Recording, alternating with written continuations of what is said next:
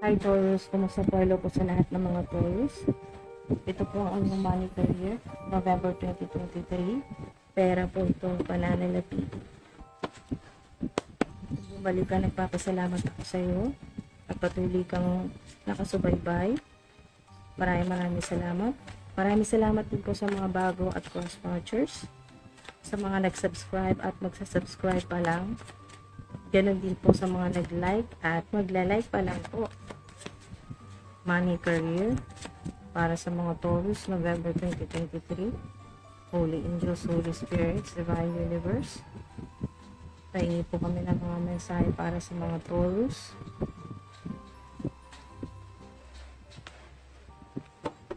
Salamat po.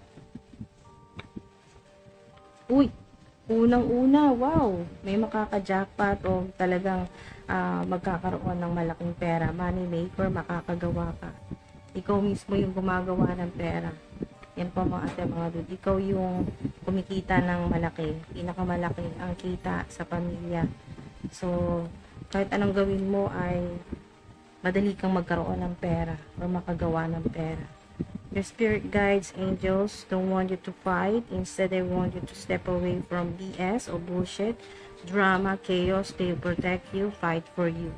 Ayan. So, kung meron mang gumagawa po sa inyo ng mga ganyan, na yung mga galit po sa inyo, yung mga haters po ninyo, ano man po yung trabaho o creative projects po ninyo, mga ate, mga dude, ay hindi po kayo pinababayaan talaga, pinoprotektahan po kayo at nakikipaglaban po yung mga guardian spirits, mga angels, mga ancestors po ninyo. Sila po yung nakikipaglaban. Or psychic attacks po ito, spiritual warfare o labanan po sa mundo ng spiritual. Dahil po, ang ilan po sa inyo ay maaring nakita ko po dito ay yung inyo pong ginagawa sa kasalukuyan, mapa-internet po yan o hindi, ay may kinalaman po. Lalo na po sa mga nasa social media po, no, kung kayo po may platform, tarot reader ka o may ginagawa ka na ano man pong klaseng divination o meditation, Reiki healing, counseling, life coach po kayo o mentor o spiritual teacher o spiritual guru o kayo po public speaker, basta may connection po sa spiritual, meron po talagang gumagawa sa inyo ng hindi maganda. Yung pong ginagawan po kayo ng mga drama or chaos o problema para po kayo ay hindi magtagumpay. So, malaki yung inggit po sa inyo dyan. Pero, yun nga po, ito yung unang-unang kinainggitan po sa inyo, no? Kasi money maker po kayo. At 777, significant po, napaka-specific po ng 777. So, maaari po, madalas nyo po itong makita. So, confirmation po ito na reading mo to. You will be very rich soon. Let the universe send you money, money, money. So, specific din po ang 3. Yan po, sign po yan, madalas nyo pong makita. Ibig sabihin ay magiging malapit ka ng maging mayaman. You will be very rich soon. Yan po. Wow.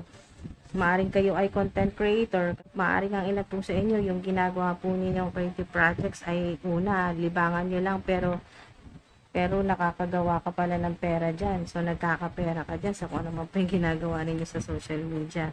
Kung ano man pong platform. Someone thought that you would chase them. You're attracting, not chasing.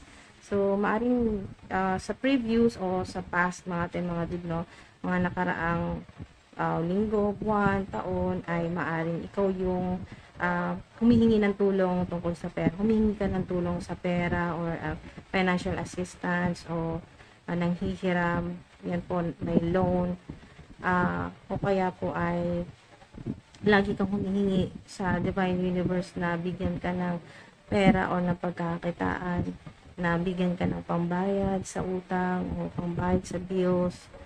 Yan po mga mga o kung ano man pa yung gusto po ninyong bilhin. So, ang nangyayari dito ay sa kasalukuyan, lalo na ngayong November, ay hindi ka na manghihingi. Okay? Kasi sigurado ka na kung ano yung gusto mong i-manifest ay naniniwala ka na ibibigay sa iyo ng Divine Universe. Walang imposible. Far away. Ang ilan po sa inyo, maaaring kayo malayo sa pamilya po ninyo.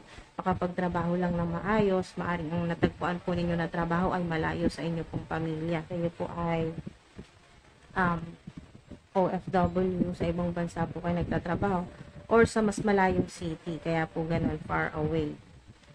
Far away. Maaari din po kung ilan nararamdaman po ninyo sa kasalukuyan na napakalayo ng pinapangarap mo, parang mahirap abutin. So, walang imposible kasi you're attracting, not chasing. Gossiper, betrayer, meron po mga ganyan na gumagawa po sa inyo ng kung ano man po yan na mga fabricated po, no, na mga kwento. Yan po ay nangyayari po, no, sa loob po ng sa career po ninyo yan, sa working environment po ninyo, sa trabaho, sa mga katrabaho. Yan po, meron pong ganyan, gossip. O sa mga kapitbahay, sa mga kakilala po ninyo, pwedeng sa internet or kahit hindi po sa internet, meron ganyang gossip or gaslighting. May mga naninira po sa inyo. Maaring ang ilan po ay pinag-iisipan po kayo at kayo po sinisiraan sa ibang tao na yung abundance po ninyo ay hindi po galing sa mabuti. Yan po, sinisiraan po kayo. Naghihina, kung ano-anong paghihinala. Pero ang totoo, talagang napakaswerte mo lang at talagang nasa bloodline talaga ninyo yung maging mayaman. Kaya naiinggit sila sa'yo at pinag-uusapan ka nila. The end of delays. Wow. Napakaganda po niyan na mensahe sa inyo. Lalo na sa mga kayo po ay natatagalan, delay po, maaring natatagalan na makatanggap po ng good news o ng pera, ganyan po, o ng pagkakataon, magandang pagkakataon, o kaya po ay sobrang delay ng mga hinihintay po ninyo na magbabayad po sa inyo, o naghihintay ka ng pera, o magandang balita po sa trabaho, sa career, sa creative projects, may puro delays. Yan po, matatapos na po yan. The end of delays. Your next move is your best move. Work in silence. Yan po. Kumbaga, isipin ng mga enemies, haters mo, natatangi-tahimik lang to. Kumbaga, wala silang makitang hint na yung susunod mong gagawin ay best move mo pala yon. Yung susunod mong ipapakita sa mundo ay best mo pala yon. Best move mo pala yon. So, maraming magugulat. Nakikita ko maraming magugulat. Masya-shock. Okay, maraming magugulat sa yung susunod mong gagawin. Dalawa. So, talagang kailangan nyo pong marinig ito. Dalawa. A heaven-sent idea is going to change your entire life. So, napakaganda nga. Meron ka talagang magandang idea. At ito yun. Ito yun. Sobrang konektado po yung mga mensahe sa inyo, no? A heaven-sent idea is going to change your entire life. At itong idea na to, matatanggap mo to. Talagang ready ka na ma-receive yung ganito, mga dude. Yung iyong crown chakra ay bukas na bukas at napaka-active talaga ngayong November, kaya matatanggap mo itong anumang heaven-sent idea. Ay ito yung magiging paraan para, ito yun, makakatulong sa iyo to dito sa next move mo, kaya magiging best move yan. He, she, or they been quietly planning, no need to worry, you are extremely protected. Kung sino man ito, he, she, or they, marami sila, or sa internet, or sa social media, or sa mga katrabaho po ninyo, mga taong nakakilala po sa inyo, been quietly planning. So, merong mga pinaplanong hindi maganda, yung mga ating mga dude. Pero kahit hindi mo naman, wala kang idea, yung mga guardian spirits mo, ang divine source, nakikita kung ano yung mga pinaplano nila. Kaya no need to worry, you are extremely protected. Papadala sa iyo si Archangel Michael. Andito si Archangel Michael para protektahan ka. So, ating mga dude, wala kayong dapat ikatakot o ipag-alala kasi yung mga ancestors ninyo at yung mga ancestors din po ninyo at guardian spirits ay naka-provide at protecta po sa inyo sa career, sa trabaho, sa pera po ninyo. Marami kayong pera dyan. Yan po, or magkakaroon. Ito po yung mangyayari. O maaring sa ilan ay dollars o ano man pong currency ating mga dude yung kinikita po ninyo. Dito po sa 777, napakaswerte yan kasi abundance yun na angel number 777 ay sign niya ng prosperity, sign ng abundance, at may makaka-jackpot din po or makakatanggap talaga ng malaking pera. Wow. Savings. As you consistently save for your future is saved. You do your future self a big favor as you consistently set aside present funds. This is a part of your self-care and path to feeling secure as you focus upon your life purpose. Napakaganda. Wow. Nakita ko dito yung meron pong ang nakikita ko po dito ay yung liwanag po ng sun, no, mga ating mga dude. Yung energy ng sun, yung nililinis, yung liwanag ng araw ay tinatanggal yung lahat ng dilim na nararanasan mo sa career, sa trabaho mo. Maaring ang ilan po sa inyo ay gusto po talaga ninyong makapag-save ng pera sa bangko, ganyan po, para sa future mo at sa future ng anak mo or magiging anak mo.